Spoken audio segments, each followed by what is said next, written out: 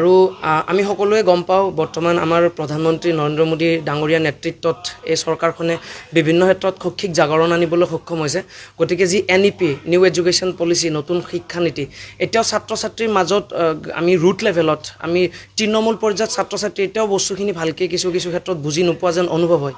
গতিকে সেই কথাখিনি আমি আমাৰ যি আজি নিৰ্দিষ্ট বক্তা পৰেশ বৈশ্য ছাৰ আৰু দয়ানন্দ পাঠক ছাৰে খুব ভালকৈ তেওঁলোকে ধুনীয়াকৈ ছাত্ৰ ছাত্ৰীৰ আগত দাঙি ধৰিছে আৰু খুব লাভ হৈছে ছাত্ৰ ছাত্ৰীৰ, তেওঁলোকে বস্তুখিনি বুজি পাবলৈ সক্ষম হৈছে।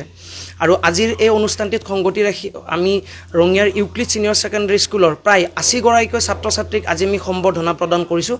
আমাৰ ৰঙিয়া মহকুমাৰ ভিতৰতে এইবাৰ বিজ্ঞান বাণিজ্য আৰু কলা এই তিনিওটা শাখা মিলি সৰ্বমুঠ প্ৰায় 60গৰাকীকৈ ছাত্ৰ ছাত্ৰীয়ে ষ্টাৰ ডিষ্টিংশ্যন পাবলৈ সক্ষম হৈছিলে। আৰু সেই ছাত্ৰ ছাত্ৰীখিনিকো আমি অনুপ্ৰেৰণা দিবৰ কাৰণে চেষ্টা কৰিছোঁ, তেওঁলোকক আজি সম্বৰ্ধনা প্ৰেৰণ কৰিছোঁ। গতিকে ভৱিষ্যতেও আমি এনেকুৱা কাৰ্যসূচী হাতত লৈ যাম। আৰু লগতে আজি এই শৈক্ষিক সভাখনৰ লগত সংগতি ৰাখি আমাৰ এই বৰ্ষত প্ৰায় 10গৰাকী ছাত্ৰ ছাত্ৰীয়ে ইতিমধ্যে বিভিন্ন চৰকাৰী ইঞ্জিনিয়াৰিং প্ৰতিষ্ঠানসমূহত এডমিশ্যন পাবলৈ সক্ষম হৈছে আৰু 4-5গৰাকীকৈ ছাত্ৰ ছাত্ৰীয়ে আমাৰ নীটত ছিট পাবলৈ সক্ষম হৈছে। গতিকে 15গৰাকীকৈ ছাত্ৰ ছাত্ৰী মেডিকেল ইঞ্জিনিয়াৰিঙত এই বছৰ আমাৰ আজি ছিট দখল কৰিবলৈ সক্ষম হৈছে। গতিকে ৰঙিয়াত এক বৃহৎ সফলতা ইউক্লিড ছিনিয়ৰ ছেকেণ্ডেৰী স্কুলৰ। গতিকে সেই ছাত্ৰ ছাত্ৰীখিনিকো আজি আমি সম্বৰ্ধনা জ্ঞাপন কৰিছোঁ। আৰু লগতে আমি এই বছৰৰ ৰঙিয়া মহকুমাৰ ভিতৰতে বিজ্ঞান শাখাত আমাৰ ইউক্লিড ছিনিয়ৰ ছেকেণ্ডেৰী স্কুলৰ আসিফ হুছেইনে টপ কৰিছিলে, শীৰ্ষস্থান পাইছিলে আমাৰ ৰঙিয়া মহকুমাৰ ভিতৰত। গতিকে তেওঁক নগদ 10,000 টকা আমি তেওঁক নগদ ধন পুৰস্কাৰ হিচাপত দিছোঁ। আৰু লগতে নিশান্ত শৰ্মা আমাৰ ৰঙিয়া মহকুমাৰ ভিতৰত দ্বিতীয়গৰাকী ছাত্ৰ, যিয়ে দ্বিতীয় আসন পাইছিল, দ্বিতীয় স্থানত আছিল পাৰ্চেণ্টেজ বেচিছত। গতিকে তেওঁক আমি নগদ 5,000 টকা আজি পুৰস্কাৰ হিচাপত তেওঁক আমি প্ৰদান কৰিছোঁ। এইখিনি আমি আশা কৰিছোঁ এই মটিভেশ্যনে, এই পুৰস্কাৰসমূহে ছাত্ৰ ছাত্ৰীক কিছু পৰিমাণে যি দৰিদ্ৰ সীমাৰেখা বা যিবিলাক ছাত্ৰ ছাত্ৰীৰ আৰ্থিক দন্যতাৰ কাৰণে আগবাঢ়ি আহিব পৰা নাই বা বিজ্ঞান শাখাত পঢ়িলে এনেকুৱা অনুভৱ হয় যেন বহুত খৰচ লাগিব, সেই বাধা যি সেই অন্তৰাই যেন বিলীন হৈ যাব, সেই যেন এখন প্ৰাচীৰ মানুহৰ মনত যি ভাবে ছাত্ৰ ছাত্ৰীয়ে যে বহুত খৰচ হ'ব, সেইটো যেন তেওঁ আগবাঢ়িব পাৰিব ল'ৰা ছোৱালীয়ে, সেয়া আমি বিশ্বাস ৰাখিছোঁ।